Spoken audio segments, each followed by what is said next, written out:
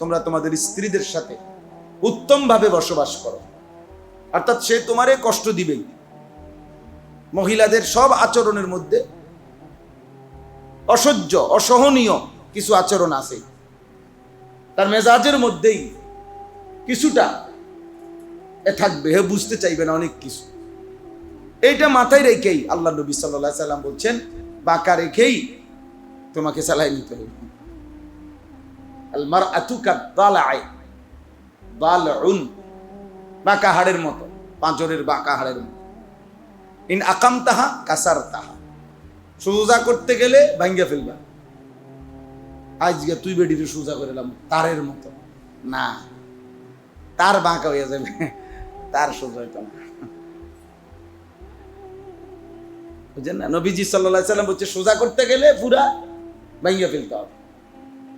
আইন ইসতামতাতাহা ইসতামতাতা বিহা ওয়া ফিহা ইওয়াজ, বাঁকা রেখেই তার সাথে সংসার করো, তাহলে চালায় নিতে পারবে। মানে সবর করতে হবে, সবর, ছাড় দিতে হবে। মূল কথা হইলো এটা, অর্থ হইলো ছাড় দিতে হবে। হ্যাঁ, আমরা ছাড় দেওয়ার মানসিকতা সব ক্ষেত্রে, শুধু স্ত্রী বুঝাইলাম না, জীবন চলার পথে ছাড় দেওয়ার মানসিকতা ফায়দা বেশি। সবরের মধ্যে ফায়দা বেশি, সবরের মধ্যে ফায়দা বেশি। সবর এবং শুকর, এই দুইটাই আমাদের জিন্দেগি। এক মানুষের মুমিনের জীবনের দুইটাই সিফাত। কখনো প্রত্যাশা মতো পাচ্ছি তো শুকর, কখনো আমার চাহিদা প্রত্যাশা মতো পূরণ হচ্ছে না, যে কোনো কিছু তো সবর।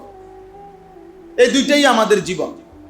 আল্লামা ইমাম ইবনুল কাইয়িম রাহিমাহুল্লাহ বলছেন, ঘুরে গেলে আমাদের জীবন এই দুইটাই, হয় সাহাবের নয় শাকের। শাকের হইতে সাহাবের, তো হয় সবর নয় কি শুকর। আমার মর্জি মতো পছন্দ মতো পেলে শুকরিয়া, আমার পছন্দ মতো না পেলে কি সবর। সবর এবং শুকর মুমিনের জীবন। আজাবান লি আমরিল মুমিন ইন্না আমরাহু কুল্লাহু খাইর ওয়া লাইসা যাকা ইল্লা লিল মুমিন। নবী সাল্লাল্লাহু আলাইহি সাল্লাম বলেন, একজন ঈমানদারের জীবনটা বড়ই আশ্চর্য, তার সব কিছুতেই কল্যাণ। আর এটা শুধুই ঈমানদারের জন্যই। কিভাবে কল্যাণ? নবীজি বলেন, ইন আসাবাতহু সাররাউ শাকারা ফাকানা খায়রান লাহু। যখন তার জীবনে তার প্রত্যাশা মতো স্বাচ্ছন্দ্য, প্রফুল্লতা, প্রত্যাশা পূরণ আসে, তো শাকারা, সে শুকর করে, ফাকানা খায়রান লাহু, আর এই শুকরের কারণে তার কল্যাণ হয়, নেকি হয়। ওয়া ইন আসাবাতহু দাররাউ সাবারা ফাকানা খায়রান লাহু। আবার যখন তার জীবনে মুসিবত আসে, পেরেশানি আসে, তখন সে সবর করে, আর এটাও তার জন্য খায়রান লাহু, কল্যাণী বয়া। তাহলে মুমিনের কোনো লস নাই। যদি শরঈ পদ্ধতি মেনে দিন মাইনা হাসে তাইলেও নেকি, যদি কাঁদে তাইলেও কি নেকি, শুকরেও নেকি, সবরেও কি নেকি। আমরা ওস্তাদদের মুখে শুনছি, স্বামী স্ত্রী, স্বামী একদম কালো, স্ত্রী খুব সুন্দরী। তো স্বামী স্ত্রী একদিন, স্বামী স্ত্রীর দিকে তাকাইয়া বলতেছে আলহামদুলিল্লাহ, স্ত্রী স্বামীর দিকে তাকাইয়া বলছে আলহামদুলিল্লাহ। তো স্বামী বলতেছে, আমি আলহামদুলিল্লাহ বলছি, তোমার মতো সুন্দরী স্ত্রী পাইলাম, আমার মতো কালা বেড়া, এই জন্য আমি শুকর আদায় করছি, আলহামদুলিল্লাহ করছি। কিন্তু আমার প্রশ্ন হলো, তুমি কি বুঝছো আলহামদুলিল্লাহ করছি? স্বামী স্ত্রী বলছে, হ্যাঁ, আমিও আপনার দিকে তাকাইয়া দেখছি যে মাওলা, আমার মতো সুন্দরী মহিলাটার আপনি এটা কিতা দিলেন। মানুষ বুঝি এত কালা হয়। আচ্ছা যাক মাওলা, আপনিই তো দিছেন, আমি সবর করলাম আলহামদুলিল্লাহ। তো কোন আল্লাহওয়ালা শুনে বলছে, যাও স্বামী স্ত্রী তোমরা দুইজনেই জান্নাতি। একজন শুকরের কারণে জান্নাতি, আরেকজন কিসের কারণে জান্নাতি? শুকরেরও ঠিকানা জান্নাত, সবরেরও ঠিকানা কি? সুবহানাল্লাহ। এজন্য আব্বা এটা জরুরি বিষয়, ছাড় দেওয়া, ছাড় দেওয়া, ছাড় দেওয়া, ছাড় দেওয়া, দুনিয়া ছেড়ে দেওয়া, ছাড় দিলেই ভালো। ছাড় দিলেই ভালো, ছাড় দিলেই ভালো। আল্লাহ তাআলা আমাদেরকে তৌফিক দান করে। এটা একটা সিফাত সবর এবং এর মধ্যে শেষ কথা হইল সবর এবং শুকরের মধ্যে, এটা নিয়ে দীর্ঘ কিতাবের মধ্যে আলোচনা, বহু কিতাবে আছে। এই দুইটার মধ্যে আবার কোনটা উত্তম? দুটোটাই উত্তম, কিন্তু এই দুইটার মধ্যে আবার কোনটা বেশি উত্তম? তো অসংখ্য মনীষী বলছে এর মধ্যে সবর বেশি উত্তম। প্রমাণ কি? প্রমাণ হলো কোরআনুল কারীমের মধ্যে বান্দা যখন শুকর করে, কি করে? আল্লাহ তাআলা বলছে আমি অবশ্যই তার বিনিময় দেব। ওয়াসায়াজজিল্লাহু শাকিরিন, আল্লাহ অবশ্যই শাকিরিন যারা শুকরকারীদেরকে বিনিময় দিবেন।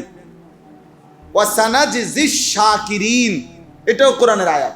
আমি আল্লাহ অবশ্যই শুকরকারীকে বিনিময় দেব। শুকরকারীকে বলছে যে আমি তোমাকে বিনিময় দেব, যেটাই দেই আমি দিমু তোমারে। আর সবরের বেলায় আয়েশা আল্লাহ তাআলা বলছে ইন্নাল্লাহা মাআস সাবিরিন, আমি দেব না, আমি তার লগে আছি। সবরের বিনিময়ে দেব না, সবরের বিনিময়ে আমি আল্লাহ, আমার মাইয়াত, আমি আল্লাহর মাইয়াত সান্নিধ্য, আমি আল্লাহ তাআলা আমার নিজেকেই বান্দারকে দিয়ে দেব। যা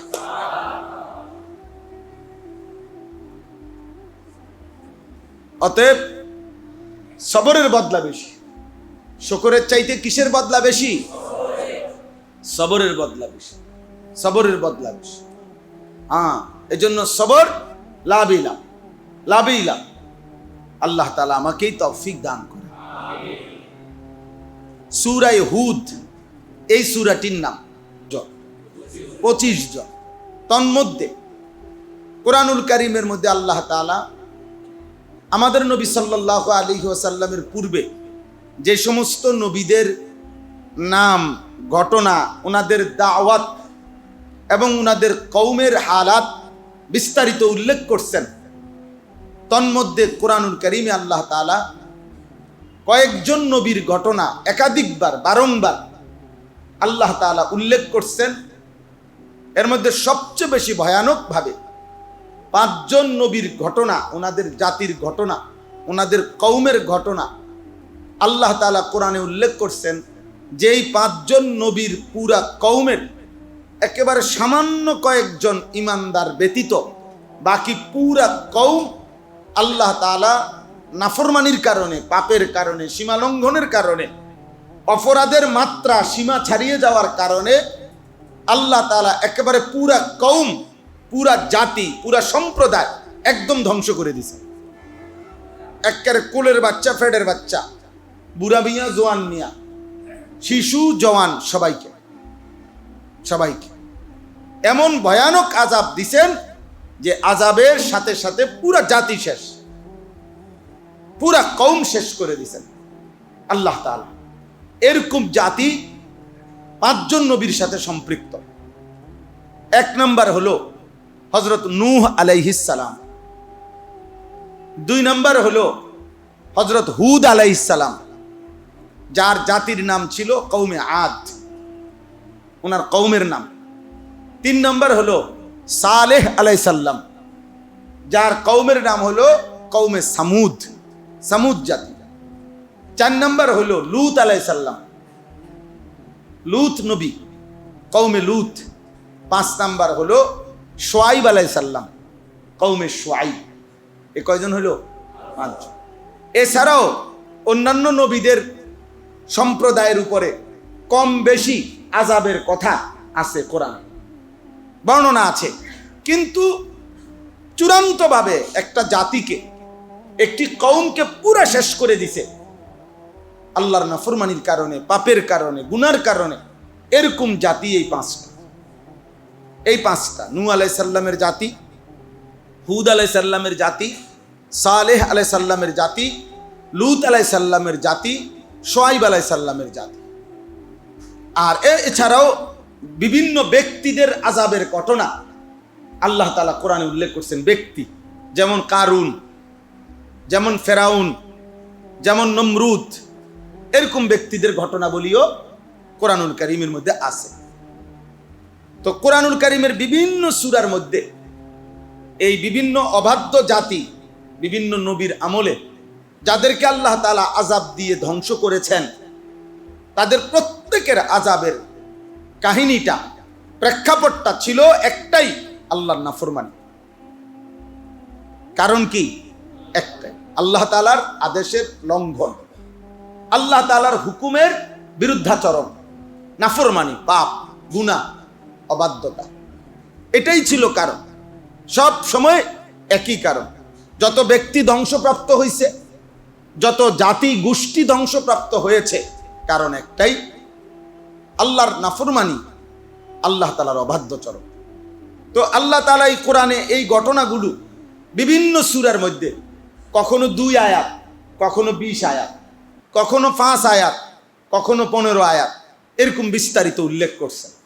কিন্তু কোরআনুল কারীমের এই সূরাটা, সূরা হুদ, এই 11 নম্বর সূরাটি পুরা কোরআনুল কারীমের মধ্যে ওই 5টি অবাধ্য জাতি যাদেরকে আল্লাহ একদম ধ্বংস করে দিছে, তাদের ঘটনা অন্যান্য সূরাতেও কম বেশি আছে আলোচনা, কিন্তু সবচেয়ে বিস্তারিত পূর্ণাঙ্গ পুরা ঘটনা লম্বা করে বিশদভাবে আল্লাহ তাআলা উল্লেখ করেছেন এই সূরার মধ্যে। কোন সূরা? সূরা হুদের মধ্যে। সূরা হুদের মধ্যে পুরা প্রেক্ষাপট আল্লাহ তুলে ধরছে যে নূহ আলাইহিস সালামের জাতিকে কি পরিমাণ নাফরমানি করছে, নবী কি পরিমাণ মেহনত করছে, বিনিময়ে আল্লাহর আযাব কি হয়েছে। হুদ আলাইহিস সালামের জাতি কি পরিমাণ নাফরমানি করছে এবং নবী তাদেরকে কি পরিমাণ বুঝাইতে চাইছে, আর বিনিময়ে আল্লাহর আযাব তাদের উপরে কিভাবে হয়েছে। এভাবে 5টা জাতির ঘটনাই আল্লাহ তাআলা কোরআনের এই সূরা হুদের মধ্যে বিতাফসিল, বিস্তারিত, সুম্মা ফুসসিলাত, এখানে প্রথমেই এই শব্দটা আছে তাফসিল, বিস্তারিত করে আল্লাহ তাআলা এই সূরার মধ্যে উল্লেখ করেছেন। এবং প্রত্যেক কওমের পাপ, সীমালঙ্ঘন, বাড়াবাড়ি, কুফর, শিরিক, মূর্তি পূজা ছাড়াও দুনিয়াবি অনেক বিষয়, কেউ ওজনে কম দিত, কেউ পুরুষে পুরুষে অপকর্ম করত, কেউ আপনার মানুষের রাস্তায় রাহাজানি ডাকাতি করত, কেউ হারাম রোজগার করত, এরকম পাপের কারণে আযাব দিয়ে আল্লাহ তাআলা একেবারে ধ্বংস করছে। কোনো কথায় নবীর যারা ফিরে নাই, যারা বারবার আল্লাহর কথা প্রত্যাখ্যান করছেন, তো এই সূরাটার মধ্যে এটা আলোচনা আছে। এই সূরাটা যখন নবীজি সাল্লাল্লাহু আলাইহি সাল্লামের উপরে নাজিল হয়েছে, তার কিছুদিন পর, এই সূরা নাজিলের কিছুদিন পর আল্লাহ নবী সাল্লাল্লাহু আলাইহি সাল্লামের সর্বপ্রথম দাড়ি মুবারক থেকে 2টা বা 3টা দাড়ি, চুল সাদা হয়ে গেছে। তো সাদা হয়ে যাওয়ার পরে আল্লাহ নবী সাল্লাল্লাহু আলাইহি সাল্লামের সাহাবী, নবীজির কলিজার টুকরা, সার্বক্ষণিক সহযোগী সাইয়্যিদুনা আবু বকর সিদ্দিক রাদিয়াল্লাহু তাআলা আনহু, সর্বপ্রথম তিনি এই কথাটা সাহস করে নবী সাল্লাল্লাহু আলাইহি সাল্লামকে বলছেন। নবীজির দিকে তাকাইয়া বলছে, ইয়া রাসূলুল্লাহ কাদ শিবিতা, শিবিতা, আপনি দেখি বুড়ো হয়ে যাচ্ছেন, আপনার বার্ধক্য শুরু হয়ে গেছে, এই যে আপনার দাড়ি সাদা হওয়া শুরু হয়েছে। তখন আল্লাহ নবী সাল্লাল্লাহু আলাইহি সাল্লাম বললেন, আবু বকর শাইয়াবাতনি হুদ, আবু বকর বিশ্বাস করো, কোরআনুল কারীমের এই সূরা হুদ, এই সূরার আযাবের বর্ণনা আমারে বুড়া বানায় ফেলছে। শাইয়াবাতনি হুদ, আমারে হুদ এই সূরা বুড়া বানায় ফেলছে। অর্থাৎ তাফসীরের মধ্যে আছে নবী সাল্লাল্লাহু আলাইহি ওয়াসাল্লাম এই সূরা নাজিল হওয়ার পর এবং এই সূরায় আল্লাহর নাফরমানি এবং পাপের বিস্তারিত বর্ণনা এবং আল্লাহর আযাবের ভয়ানক বর্ণনার পরে আল্লাহ তাআলার কাছে যখন এই সূরা নাজিল হইল, নবী এত বেশি পেরেশান হয়ে গেলেন, আহা, আমার উম্মত যদি এই পাপ আবার করে, আমার উম্মতও যদি করে, আমার উম্মতের কি হবে? এই উম্মতের পেরেশানি, আমার উম্মত যদি এই গুনাহগুলো পুনরায় করে, তাদের হালাত কি হবে? কি হবে তাদের পরিণতি? আহা, যদি আমার উম্মতকে আল্লাহ তাআলা ঝড় আর বৃষ্টি আর তুফান আর দিয়ে ধ্বংস করে দেয়। এখানে কওমে আদ, এই হুদ নবীর যে নবীর নামে সূরাটা, এই নবীর কওমের আযাব ছিল আপনার একটানা 7 রাত্রি 8 দিন, 7 লায়ালিন ওয়া 8 আইয়াম, 7 রাত 8 দিন লাগাতার তুফান হইছে ওই কওমের উপরে। 24 ঘন্টা এই তুফানে আল্লাহ তাআলা বলছেন দুধের বাচ্চা, কুলের বাচ্চা সব কাটা গাছের মতো ভাঙ্গা ভাঙ্গা পোড়া শেষ হয়ে গেছে। কি পরিমাণ ভয়ানক আযাব, কি পরিমাণ ভয়ানক আযাব দিছে। হযরত নূহ আলাইহিস সালামের উপরে কি ভয়ানক তুফান, কি পরিমাণ পানি উঠছে, যার কারণে পুরা জাতিকে ডুবাইয়া ফেলছে। হযরত লূত আলাইহিস সালামের জাতিকে আল্লাহ তাআলা 7 তবক জমিনের নিচের মাটি ফেরেশতার মাধ্যমে উঠাইয়া ঘুমন্ত মানুষগুলোকে আসমানের প্রথম আসমানের কাছে নিয়ে ফেরেশতারে বলছে উল্টানি দাও, উল্টানি দিয়ে বলছে এবার আসার দাও, নিচে আসার দিছে আর পাথরের বৃষ্টি বর্ষণ করে আল্লাহ তাআলা ধ্বংস করে দিছে।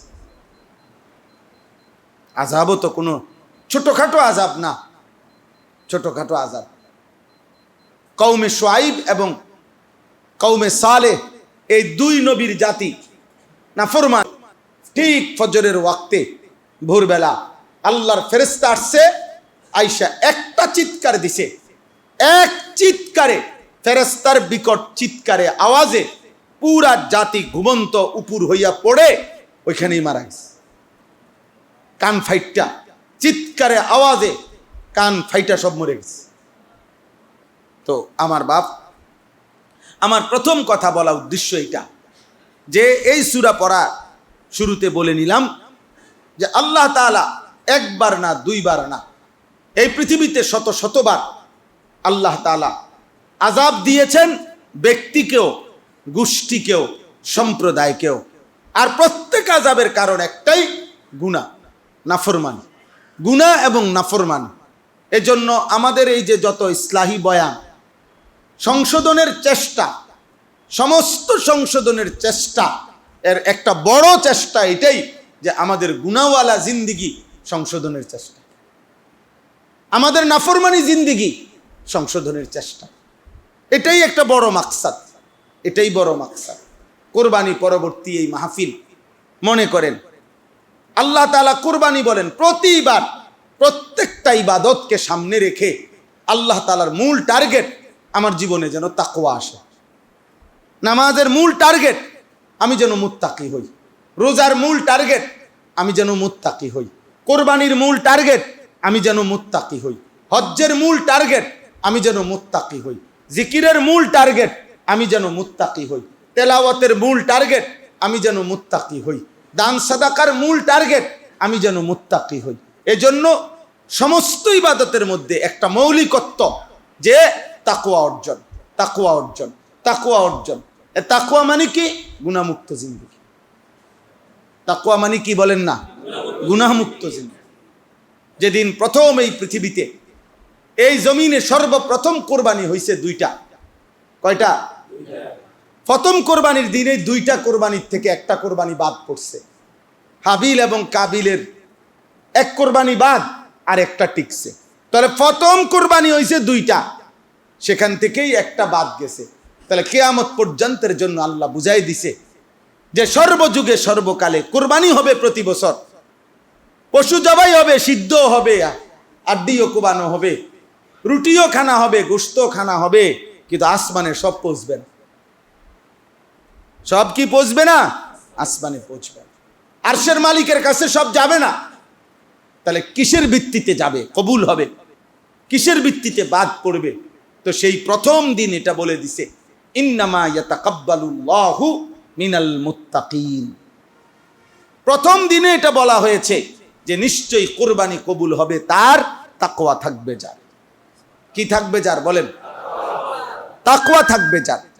অতএব গুনাহমুক্ত জীবন, গুনাহমুক্ত জীবন, গুনাহমুক্ত কোরবানি হইতে হবে গুনাহমুক্ত। হজ্জের মধ্যে আল্লাহ তাআলা বলছে ওয়াত্তাকুনি ইয়া উলিল আলবাব, আমার বান্দা হে বিবেকবান, হজে যাচ্ছ, তাকওয়ার খেয়াল রাখো, তাকওয়ার খেয়াল রাখো।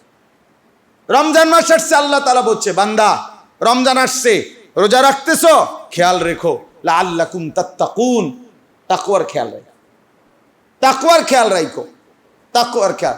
উদ্দেশ্য তোমারে বারবার কখনো এই ইবাদত, কখনো ওই ইবাদত, কখনো এইটা কখনো ওইটা, এক এক সময় এক একটা ইবাদত দিয়া তোমারে ঘুরাইয়া ফিরাইয়া আমি আল্লাহ কিন্তু চাচ্ছি গুনাহমুক্ত জিন্দেগি, গুনাহমুক্ত জীবন, তোমার গুনাহমুক্ত জীবন, গুনাহমুক্ত জীবন, গুনাহমুক্ত জীবন। তাতে আমাদের জীবনের, একজন মুমিনের জীবনের সবচেয়ে বড় দায়িত্ব গুনাহমুক্ত জীবন গঠনে আমিও চেষ্টা করা, আপনিও চেষ্টা। এই আউলিয়াদের কাছে যাওয়া, পীর বুজুর্গদের কাছে যাওয়া, আল্লাহর নেক বান্দাদের কাছে যাওয়া, ইসলাহি মজলিসে আসা, কোনো আল্লাহওয়ালার খানকায় যাওয়া, দাওয়াত ও তাবলীগের মেহনতে সময় দেওয়া, হ্যাঁ, কোরআন সুন্নাহর দ্বীনি চর্চা করা, সব কিছুর মধ্যে একটাই মাকসাদ, ইমানদারের জীবন যেন গুনাহমুক্ত হয়। ইমানদারের জীবন যেন কি হয় বলেন না?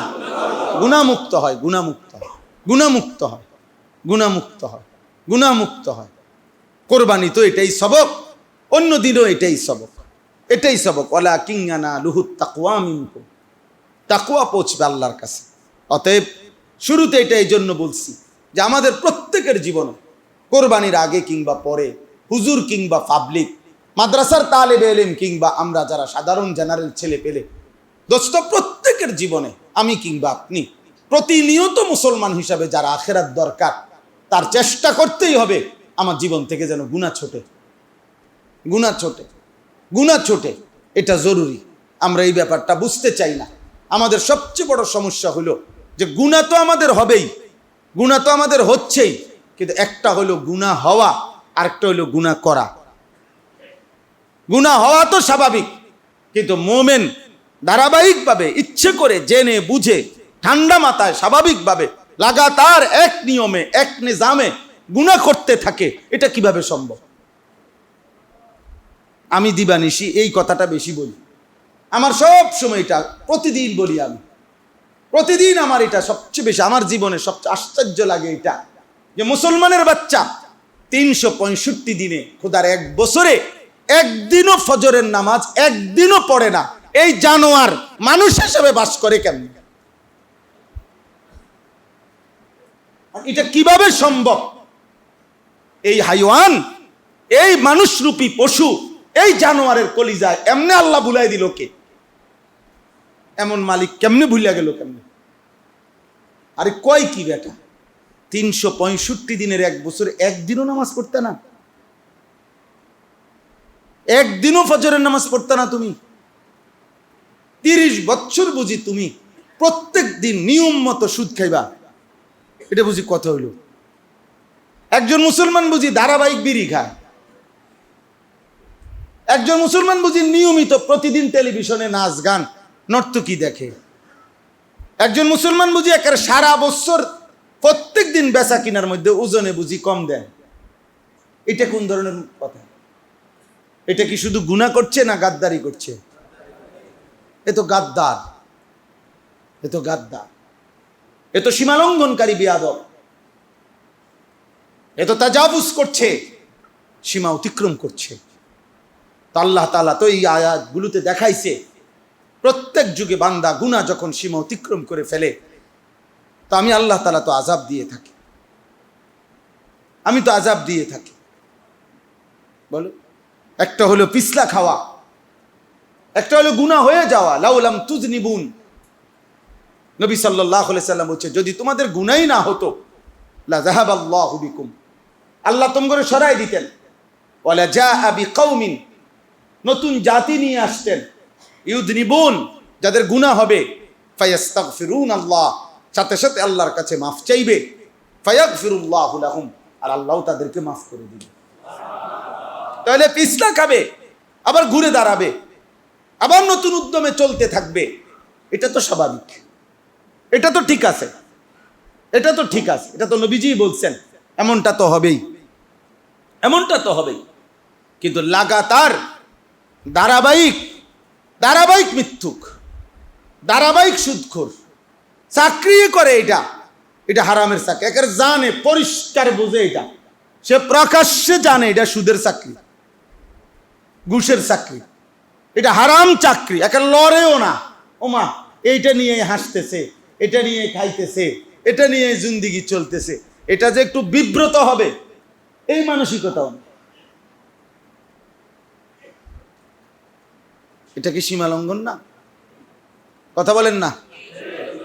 এই জন্য আব্বা এটা জরুরি মনে রাখবে, তাকওয়া চাই, তাকওয়া চাই। গুনাহ হবে এটা স্বাভাবিক, আর আল্লাহ মাফ করতে রাজি এটাও স্বাভাবিক। ইন্নাল্লাহা ইয়াবসুতু ইয়াদাহু বিল-লাইল লিয়াতুবা মুসিউন নাহার ওয়া ইন্নাল্লাহা ইয়াবসুতু ইয়াদাহু বিন-নাহার লিয়াতুবা মুসিউল লাইল। আল্লাহ তাআলা রাতের বেলা তার হাত, কুদরতি হাত বাড়িয়ে দেয়। সারা দিন যে বান্দা গুনাহ করেছে সে মাফ চাইবে আর আল্লাহ মাফ করে দিবে। আল্লাহ তাআলা দিনের বেলা তার কুদরতি দুই হাত বাড়িয়ে দেয়। নবী বলেন সারা রাত যে গুনাহ করেছে দিনের আলোতে মাফ চাইবে তো আল্লাহ মাফ করে দিবে। তো ঠিক আছে, আল্লাহ তো রাজি আছেন, কিন্তু তুমি ঘুরে দাঁড়াও, তুমি ঘুরে দাঁড়াও, ফিরে আসো, তুমি ত্যাগ করো। আমার মানসিকতা থাকতে হবে আমি সুন্দরভাবে হাঁটবো, কিন্তু হাঁটতে গেলে পিছলা খাবেই আমি। হ্যাঁ, পিছলা আমি খাইতে পারি, আবার ঘুরে দাঁড়াবো, আমি আবার ঘুরে দাঁড়াবো, আবার 10 কদম ঠিক মতো হাঁটছি, 11 নম্বর কদমে আবার পিছলা খাইয়া গেছে। হ্যাঁ, হইতে পারে, আবার ঘুরে দাঁড়াই, এবার আবার 20 কদম আমি সুন্দরভাবে হাঁটছি, 21 নম্বর কদমে গিয়া আবার পড়ে গেছি, তো আবার উঠে দাঁড়াও। এবার হয়তো 30 কদম সুন্দরভাবে হাঁটবে, এবার 31 নম্বর কদমে গেলে পড়ে যাবে। এভাবে পড়তে গেলে যতবারই উঠে যায়, তো উঠে যাওয়ার পরে চলার পরিমাণ বেড়ে যাবে বেশি, আর ওইটা কমে আসবে ধীরে ধীরে। একদিন খোদার কসম আর গুনাহই হবে না, আর নেক ছুটবেই না। এটাই তো মুত্তাক, এটাই তো মুত্তাক। একদিন আর গুনাহ করতেই মন চাইবে না, একদিন আর আমল ছাড়তেই মন চাইবে। নবী সাল্লাল্লাহু আলাইহি সাল্লাম বলছেন, যার ঈমানটা এমন যে কুফরি, আল্লাহর নাফরমানিতে করা যার কাছে এমন কঠিন যে আগুনের মধ্যে নিক্ষিপ্ত হওয়া নিজেকে নিজে, এটা যেমন অপছন্দ কঠিন, আল্লাহ নবী বলেন যার অন্তরের অবস্থা যে গুনাহ করাও তার নিকট, নাফরমানি করাও এরকম তার জন্য কষ্টকর, খোদার কসম নবী বলছে এমন অন্তর যার, সে ঈমানের স্বাদ, ঈমানের মজা পেয়েই গেল, সে ঈমানের মজাই পেয়ে গেল। এই জন্য আব্বা, গরমে আপনারা কষ্ট পাইতেছেন, কিন্তু আপনাদের কাছে আমাদের অনুরোধ, অনেক তালেব এলেম আছেন, কুরবানি উপলক্ষে মাদ্রাসা বন্ধ, এই জন্য দোস্ত তোমরা আছো আমরা বুঝতেছি। অনেক নওজোয়ান আলেম আছেন, অনেক সাধারণ মুসলমান আছেন। আমি আপনি সবার কাছে অনুরোধ, সবার কাছে অনুরোধ, আমার সমাজটা বড় বেশি অশান্ত, বড় বেশি অশান্ত। আমাদের সবচেয়ে বড় দুর্ভাগ্য হলো আমরা কেউ কাউকে ধরছি না, কেউ কাউকে ছুঁইতেছি না, কেউ কারো জন্য ভাবতেছি না। আমরা যেন প্রত্যেকে একসাথে থাইকেও আলাদা হয়ে গেছি। অর্থাৎ চোখের সামনে ছেলে নষ্ট হয়ে যাইতেছে, বাবার কোনো আহাজারি নাই। চোখের সামনে স্ত্রী চরিত্রহীন হয়ে যাচ্ছে, স্বামীর কোনো আহাজারি নাই। চোখের সামনে ছোট ভাই নষ্ট হয়ে যাচ্ছে, বড় ভাইয়ের কোনো আহাজারি নাই। চোখের সামনে ছোট ছোট ছেলেগুলো চরিত্রহীন হয়ে বরবাদ হয়ে যাচ্ছে। বয়স্ক বাপ চাচা, এলাকার মুরব্বীদের কোনো মাথা ব্যথা নাই। সবাই আমরা আলাদা আলাদা আলাদা আলাদা। খোদার কসম, এমনি জাতি টিকে না, এমনি জাতি টিকে না, এভাবে জাতি টিকে না, এভাবে বংশ টিকে না, এভাবে মহল্লা টিকে না। আমি এনে দেখাই আপনাদেরকে, এই সূরার মধ্যে আয়াত আছে, এই সূরা হুদের মধ্যে আশ্চর্য আয়াত আছে। দেখো, তুমি দেখো, ওমা কানা রাব্বুকা লিয়ুহলিকাল কুরা বিযুলমিন ওয়া আহলুহা মুসলিহুন। সুবহানাল্লাহ। আল্লাহ তাআলা নবীজিকে ওয়াদা দিছে, দোস্ত আমি আপনাকে ওয়াদা দিলাম, আমি ওই জাতি, ওই সম্প্রদায়কে, এমন কোন কওমকে আমি ধ্বংস করব না, বললাম যদি তারা ওয়াহুম মুসলিহুন, ইসলাহ সংশোধনের ধারাবাহিকতা তারা যদি চালু রাখে নিজেদের মধ্যে, তো আমি ওয়াদা দিলাম পাপ হবে ঠিক আছে, কিন্তু আমি চূড়ান্ত আযাব দিয়ে ধ্বংস করব না। ওমা কানা রাব্বুকা লিয়ুহলিকাল কুরা বিযুলমিন ওয়া আহলুহা মুসলিহুন। হ্যাঁ, বাবা বলতেছে ছেলেকে, স্বামী বলতেছে স্ত্রীকে, বড়রা বলতেছে ছোটদেরকে, বন্ধু বলতেছে বন্ধুকে, বড় ভাই ছোট ভাইকে বলতেছে, প্রত্যেকে প্রত্যেকের জায়গায় ফিরাইতে চাইতেছে, গুনাহ থেকে বাঁচাইতে চাইতেছে। খোদার কসম আল্লাহ বলেন, এটা যদি চালু থাকে কোনো এলাকা, কোনো জনপদে, আমি আল্লাহ ওদেরকে চূড়ান্ত আযাব দিয়ে ধ্বংস করব না। কিন্তু এটা যদি বন্ধ হয়ে যায়, আল্লাহ তাআলা বলেন, তাইলে কিন্তু আমি আযাব দেব, তাইলে আমি বংশ নির্বংশ করে দেব, এলাকা নিশ্চিহ্ন করে দেব, সমাজ নিশ্চিহ্ন করে দেব আমি। এই জন্য আমরা আপনাদের কাছে অনুরোধ করছি, এই সারা বছর প্রচণ্ড গরম হোক, সিজন আন সিজন বুঝি না, গুনার মাত্রা তীব্র বেড়ে গেছে। আমাদের লক্ষ কোটি যুবক চরিত্রহীন, দিন নাই রাত নাই, লাখ লাখ কোটি কোটি যুবককে আপনি তার জীবনে আপনি যদি তাকে সুন্দরবন, আফ্রিকার জঙ্গলও গিয়া বাইন্দা দিয়ে আসেন, আর শুধু তার মোবাইলটা তাকে সাথে দেন, আর বলবেন চার্জের অভাব হবে না, এমবিরও অভাব হবে না, তোমাকে শুধু বাইন্দা থুইয়া গেছি আফ্রিকার জঙ্গলে, খোদার কসম ও বলবে আপনি আমার জন্য কোনো চিন্তা করবেন না, আমার কোনো অসুবিধা হবে না, আমার শুধু চার্জ থাকলেই হয়েছে, আমার এমবি থাকলেই হয়েছে, বাকিটা আমি চালাই আনি। বুঝেন না? এই হলো লক্ষ কোটি কোটি যুবকের, কিশোরের, ছেলে মেয়ের জিন্দেগি। এক মোবাইল তারে মা ভুলায় দিছে, বাবা ভুলায় দিছে, দেশ জাতি বংশ পরিবার, ইজ্জত সম্মান মান ইজ্জত, শরীর স্বাস্থ্য জীবন যৌবন, আল্লাহ রসুল আখেরাত পরকাল সব ভুলায় দিছে।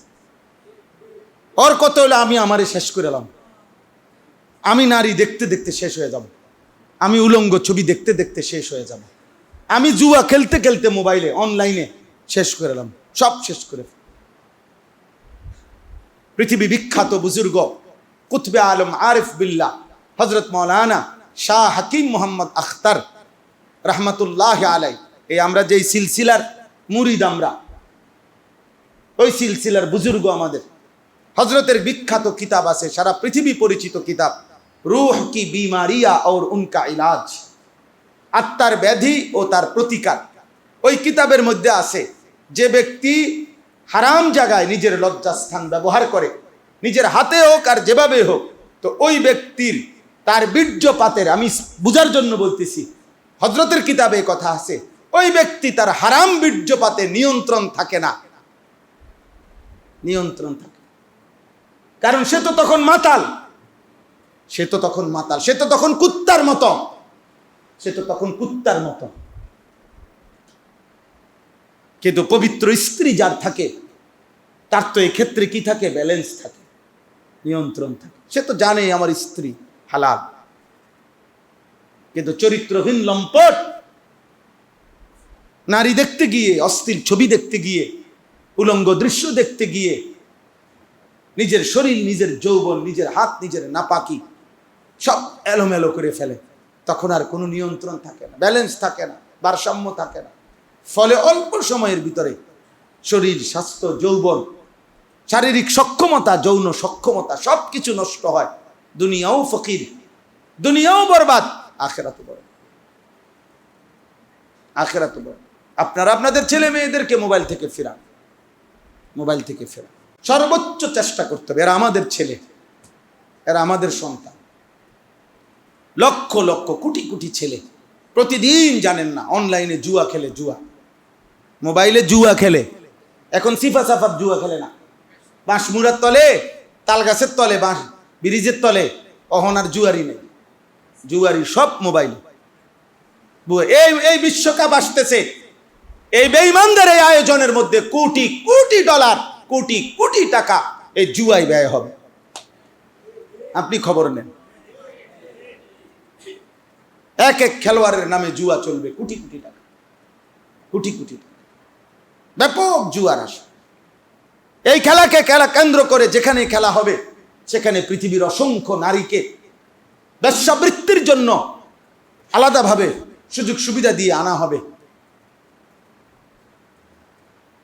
এই কাতার বিশ্বকাপে সবচেয়ে বেশি আলোচনার বিষয়বস্তু ছিল যে মদের বোতল স্টেডিয়ামে খাইতে নিষেধ করছে কাতার সরকার। এটা নিয়ে তীব্র সমালোচনা হয়েছিল কাতার বিশ্বকাপের সময়। প্রধান আলোচ্য বিষয় ছিল কাতার বিশ্বকাপে যে মদের বোতল কোনানে খাইব। ব্রাজিল বিশ্বকাপের সময়, ব্রাজিল একটি দুর্বল ছোট দেশ, তারা তাদের এই ব্যয় ঘাটতি কিনে পূরণ করবে। বিশ্বকাপের এত কোটি কোটি ডলার ব্যয় ঘাটতি পুরাবে কি দিয়া? এটার যে লিস্টটি দিছে আমি নিজ চোখে দেখছি পত্রিকায় তখন আপনার, তো ওইখানে আছে ওই যে পরিমাণ হোটেল ভাড়া হবে, যে পরিমাণ নারী সারা পৃথিবীর থেকে আসবে, এখানে যে ট্যাক্স পাওয়া যাবে এটার একটা হিসাবের মধ্যে দিছে, এখানেও তাদের অনেক মার্কিন ডলার কোটি কোটি টাকা আসবে। তাইলে দৃশ্যমান একটা বিবেকবান মানুষ বলেন যে এই আন্তর্জাতিকভাবে বিশ্বব্যাপী এই হাজার হাজার কোটি কোটি মার্কিন ডলার বা বিলিয়ন বিলিয়ন ডলার খরচ করে যে আয়োজন, এই আয়োজনের আখেরাত বাদ দেন, দুনিয়াবি উপকারটা কি? আখেরাত তো নাই, আমিও বললাম, হেরাও বলবে না, কিন্তু ফুটবল খেলার এই মহা আয়োজনের মধ্যে পৃথিবীর উন্নয়ন কি? পৃথিবীতে তেলের সমস্যার সমাধান হবে? ইরান আর আমেরিকা যুদ্ধের সমাধান হবে? কি হবে? পৃথিবীর উন্নয়ন কি হবে? আব্বা তোমরা একটা বিবেকবান ছেলে বলো, এই জমিনের উন্নয়ন কি হবে? মানুষের কি উন্নয়ন হবে? মানবতার কি উন্নয়ন হবে বলেন? ব্রাজিল আর্জেন্টিনার সাথে আমাদের আখেরাতের কোনো সম্পর্ক তো নাই, কিন্তু ব্রাজিল আর্জেন্টিনার সাথে আমাদের এই মাতৃভূমি বাংলাদেশের আর্থিক আমদানি রফতানি এই জাতীয় তো তেমন উল্লেখযোগ্য কোনো সম্পর্ক নাই। তো ওদের জন্য আমাদের এই প্রেম উথলে ওঠার কারণটা কি? এর যুক্তিকতাটা কি? যুক্তিকতাটা একটাই কারণ, একটাই যুক্তি, শয়তানের অনুসরণ, আর কিছু না। কার অনুসরণ? অতএব এতগুলো কথা বলার দ্বারা এই আয়াতগুলোর শুরুতে শুধু এই কথাটাই আমরা মূলত আল্লাহ তাআলা দেখেন, আল্লাহ তাআলা এখানে এই জাতির আযাবের কথা বলবে সামনে, কিন্তু শুরুতে এই জন্য আল্লাহ তাআলা বলছে, বান্দা দেখো এই কিছুক্ষণের মধ্যে পৃষ্ঠা উল্টাইলেই তুমি অবাধ্য নাফরমান পাপী জাতির পাপের কারণে আমি আল্লাহর আযাবের কথা শুনতে পাইবা। তার আগেই আমি আল্লাহ তাআলা আমার এই সূরার শুরুতেই আমি আল্লাহ তাআলা বান্দা তোমাকে আলাদাভাবে বলে গেলাম, আমি আল্লাহ বললাম ওয়া আনিস্তাগফিরু রাব্বাকুম সুম্মা তুবু ইলাইহি, এই কথাটাই বলা মাকসাদ, এটাই আমার শেষ কথা। এটাই দেখেন আল্লাহ তাআলা বলেন, এবার তর্জমাটুকু শুনেন তাইলে কথা শেষ। আল্লাহ তাআলা বলেন আলিফ লাম রা, এই তিনটি অক্ষর, এগুলোর অর্থ আল্লাহই জানেন, রাসূলুল্লাহ সাল্লাল্লাহু আলাইহি সাল্লামই জানেন। আল্লাহ তাআলা নির্দিষ্ট হিকমতের কারণে আল্লাহ এবং তার রাসূল ব্যতীত অন্য কাউকে জানানো নাই, নবীজিকে জানাইতে বলেনও নাই। বুঝছেন কি না? কিতাবুন উহকিমাত আয়াতুহু, আল্লাহ তাআলা বলেন এই কোরআন আমি আল্লাহ তাআলার পক্ষ থেকে নাজিল হয়েছে, এর প্রত্যেকটা আয়াত, প্রতিটা বিধান, প্রতিটা হুকুম, প্রতিটা সিদ্ধান্ত পরিপূর্ণ দলিল এবং প্রমাণের দ্বারা মজবুত করা হয়েছে। অর্থাৎ ইসরাফিলের ফু পর্যন্ত কারো কোনো যুক্তি বুদ্ধি গবেষণার দ্বারা কোরআনের একটি অক্ষরের বাস্তবতা যৌক্তিকতা কোনোদিনও নষ্ট হবে না। এটা মজবুত, পাথরের মতো মজবুত, এটা মুহকাম। সুম্মা ফুসসিলাত মিল্লাদুন হাকিমিন খাবীর, অতঃপর আমি আল্লাহর পক্ষ থেকেই বিস্তারিতভাবে এই কোরআনের আয়াত, এই বর্ণনা বলা হচ্ছে। প্রথম কথা আল্লাহ তাআলা বলেন বান্দা আমি আযাবের বর্ণনা দেব, কিন্তু নবীজিকে আল্লাহ বলছে বন্ধু আপনি শুরুতেই মানুষদেরকে স্পষ্টভাবে মৌলিক মোটা দাগে কয়েকটা কথা বলে নেন সর্বসময়ের জন্য। দেখেন এই শেষ কথাটা খেয়াল করেন, 5টা মিনিট মোটা দাগে কিছু কথা, সর্বজনীন কথা, মানে সব সময় এই কয়টা নসিহত প্রত্যেক নবী, নবীর পরবর্তী ওয়ারিস উলামায়ে কেরামের জবান দিয়ে এই মোটা দাগের এই কয়টা নসিহত সর্বকালে সর্বযুগে সকল পরিস্থিতিতে সকলের জন্য। 1, আল্লা তা'বুদু ইল্লাল্লাহ, হে নবী বলেন আপনি পৃথিবীবাসীকে যে পৃথিবীবাসী হে আল্লাহর বান্দাগণ লা তা'বুদু ইল্লাল্লাহ, আল্লাহ ব্যতীত কোনো অবস্থাতেই অন্য কারো গোলামি করো না। তাহলে গোলামি করবে কার? আল্লাহ। ইবাদত করবে কার? আল্লাহ। এই এক নাম্বার। এটা মনে রেখো যে আল্লাহর ইবাদত করো, শুধুই আল্লাহর, শুধুই আল্লাহ, শুধুই আল্লাহ। গোলামিবিহীন জীবন হয় না, ইবাদতবিহীন জীবন হয় না। আপনাদের যাদের ছেলে পেলে নামাজ পড়ে না, ওই কোনো মানুষ না, ওই মানুষ না। ওর দুইটা পরিচয়। যদি বলেন আপনি কি সে, এক হইল কোরআন সুন্নাহর ভাষায় ও জানোয়ার, ও জানোয়ার, আনআম, চতুষ্পদ জন্তু। আর যদি ভদ্র কোনো ভাষা বলতে হয় তাহলে সে ইকোনমিক্যাল অ্যানিম্যাল, অর্থনৈতিক প্রাণী, অর্থাৎ টাকা উপার্জন করার মতো একটি প্রাণী, যাকে আপনি শুধু টাকা উপার্জনই শিখাইছেন, যে শুধু টাকাই রোজগার করতে জানে, আর এটা নিয়েই আপনি তৃপ্ত হয়েছেন।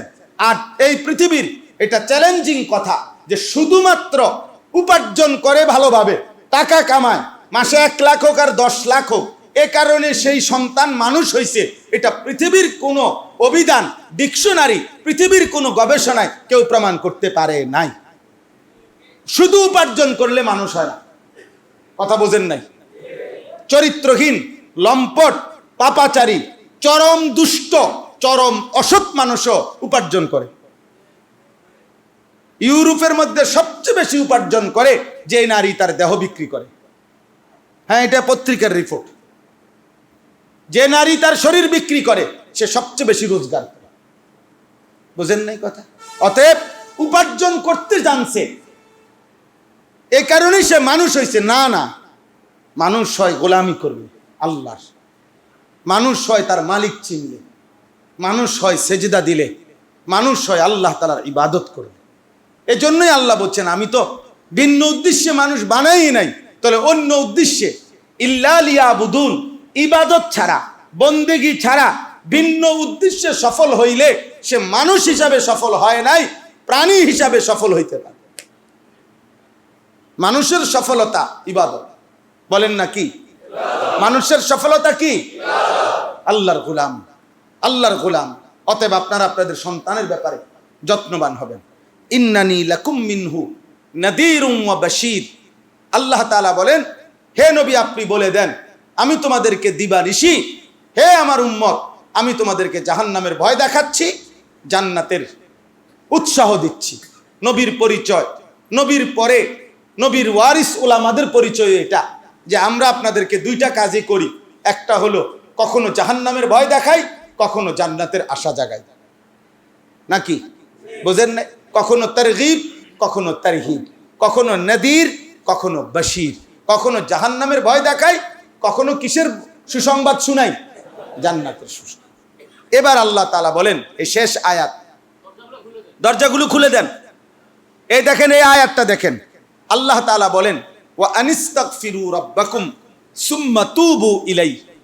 বান্দা শোনো, এলোমেলো না করে তুমি আমি আল্লাহর কথা যদি মানো, তাহলে আমি তোমাকে পরামর্শ দিচ্ছি। নবীজিকে বলছে আপনি বলেন আমার বান্দাদেরকে এই কথাটা মেনে নিতে। কি? 1 নম্বরে যে তোমরা সকলেই তোমাদের গুনাহ ছেড়ে দিয়ে আল্লাহর কাছে ক্ষমা প্রার্থনা করো। ইস্তেগফার মানে হলো গুনাহ ছেড়ে দিয়ে ক্ষমা প্রার্থনা করা। বলেন ইস্তেগফার মানে কি? ক্ষমা প্রার্থনা করা। সুম্মা তুবু ইলাইহি, অতঃপর ইবাদতের মাধ্যমে তওবা করো। মানে হলো তওবা মানে তাফসিরে আছে ইবাদত শুরু করে আল্লাহর কাছে ফিরে আসা, এটারে বলে তওবা। এটারে বলে কি? তওবা। এজন্য কিতাবে তাফসিরে স্পষ্ট আছে, সর্বযুগের ওলামা বুজুর্গানে দিন বলছে গুনাহ ছাড়ে নাই, ইবাদত শুরু করে নাই, শুধু জবানে বলতেছে আমি তওবা করছি, আমি আস্তাগফিরুল্লাহ পড়ছি। স্পষ্ট তাফসিরে আছে ওই তওবা তাওবাতুল কাজ্জাবিন, মিথ্যাবাদীর তওবা। মিথ্যুক মিথ্যুক মিথ্যুক মিথ্যুক। এবার পকেটে বিড়ি, এবার ইমাম সাহেবের লগে মুনাজাতের মধ্যে কয় আস্তাগফিরুল্লাহ রাব্বি, এমনি এমনি ডোলে। নামাজ পড়াই চা দোকানে গিয়েই টেলিভিশনের দিকে নর্তকীর নাচ দেখে, আর তাকাইয়াই কয় কি ও আর কিছু নাই বালা, কিতা লাগাইয়া তুই ওইটা নামাজের আগেও দেখে গেলাম এইটাই চলে, আর কিছু চলে না। হায় হায় ডাকাত, আর কি চলতো? আর কোন নর্তকীর নাচ দেখতা? এটা নিয়ে আস্তাগফিরুল্লাহ কথা বলেন না। এই যে একটু আগে যে আপনি মুনাজাতের মধ্যে কইলেন আস্তাগফিরুল্লাহ, এটা নিয়ে আস্তাগফিরুল্লাহ। এমন আস্তাগফিরুল্লাহর উপরে আস্তাগফিরুল্লাহ, এমন তওবার উপরে কি তওবা। তাহলে এই শব্দের অর্থ হলো, হে ঈমানদারগণ, গুনাহ ছেড়ে দিয়ে ইস্তেগফার করো আর ইবাদত শুরু করে তওবা করো। বলেন এই কথাটা কইলে আমার শেষ কথা। ইস্তেগফার করবে কেমনে? গুনাহ ছেড়ে মাফ চাওয়া, গুনাহ ছেড়ে দিয়ে কি চাওয়া? আর তওবা মানে কি? ইবাদত শুরু করে আল্লাহর কাছে ফিরে আসা। ইবাদত শুরু করে কি করা? আল্লাহ তাআলা বলেন, ইউমাত্তিউকুম মাতাআন হাসানা ইলা আজালিম মুসাম্মা ওয়া ইউতি কুল্লাযী ফাদলিন ফাদলা। আমি ওয়াদা দিলাম, আমি দুইটা পুরস্কার দেব। গুনাহ ছেড়ে দিয়ে মাফ চাও, ইবাদত শুরু করে তওবা করো, বিনিময়ে বান্দা দুইটা পুরস্কার দেব। এক, বাকিটুকু হায়াত যেটুকু তোমার আছে, আমি আল্লাহ ওয়াদা দিলাম দুনিয়াতেই তোমারে সর্বোত্তম পবিত্র সমস্ত উপকরণ দান করব। মাতাআন হাসানা, এর অর্থ হইল তোমার যত মাতা মানে উপকরণ, আমার জীবন চলার আসবাব, জীবনে আমার যা লাগে এ সব কিছু দেব। শুধু দেব না, হাসানান প্রত্যেকটাই, অর্থ, বিত্ত, নারী, সুস্থতা, আয়, উপার্জন, সব কিছুতে যেটাই আমি দেব দুনিয়া, হাসানান পবিত্রটা দেব, উত্তমটা দেব, হালালটা দেব। মোবাইলের নর্তকী দেখতে হবে না, পবিত্র স্ত্রী দেব। হারাম নর্তকী দেখতে হবে না, সুদের টাকা লাগবে না, হালাল টাকাতেই বরকত দিয়ে দেব। কিস্তি লাগবে না, কিস্তি লাগবে না। এই ইউমাত্তিউকুম মাতাআন হাসানা, গুনাহ ছাড়ো, বন্দেগী শুরু করো, আমি আল্লাহ তাআলা দুনিয়াতেই তোমাকে উত্তম পবিত্র উপকরণ যা দরকার দুনিয়াতে দেব। ওয়া ইউতি কুল্লাযী ফাদলিন ফাদলা, এবং আখিরাতে তোমার প্রত্যেকটা নেক আমলের সর্বোত্তম বিনিময় জান্নাত দান করব। ওয়া ইন তাওয়াল্লাউ ফাইন্নী আখাফু আলাইকুম আযাবা ইয়াউমিন কাবীর। ওয়া ইন তাওয়াল্লাউ, এই শেষ কথা হলো ওয়া ইন তাওয়াল্লাউ। দেখেন আল্লাহ তাআলা বলেন, আমি সোজা সোজা বান্দা বলছি, এক, গুনাহ ছেড়ে ইস্তেগফার করো, দুই, ইবাদত শুরু করে তওবা করো। বুঝছেন নি কথা? এটা বুঝছেন কিনা? না বাংলায় কইতাম নি কোনো? হ্যাঁ বাংলায় বলতে হবে নি, কথা বলেন না, তর্জমা করতে হবে কিনা এটা? আমি তো বাংলায় কইছি এতক্ষণ। আমার কয় কি এতক্ষণ কইবার পরে বাংলা কইতে হইব না, তো এতক্ষণ কেমনে কইছি? তো আপনি এটা না বলবেন যে বাংলায় তো কইছেন, বোঝেন না? আমি জিজ্ঞাসা করছি যে বাংলায় বলতে হবে নি, কোন বাংলায় তো বললাম। অর্থাৎ গুনাহ ছেড়ে ইস্তেগফার করো, ইবাদত শুরু করে তওবা করো। আল্লাহ তাআলা বলেন, আমি দুনিয়াতেই তোমার সব উপকরণ, উত্তম উপকরণ, হালাল পবিত্রটা আমি দুনিয়াতেই দেব, আখিরাতে সর্বোত্তম বিনিময় জান্নাত দেব। আর যদি ফিরে থাকো, ওয়া ইন তাওয়াল্লাউ, পৃষ্ঠ প্রদর্শন করো, অবজ্ঞা করো, গুনাহ করো, নাফরমানি করো, তো নবী আপনি বলে দেন, ফাইন্নী আখাফু আলাইকুম আযাবা ইয়াউমিন কাবীর, আমি অবশ্যই তোমাদের জন্য কিয়ামতের ভয়ানক আযাবের ভয় করছি।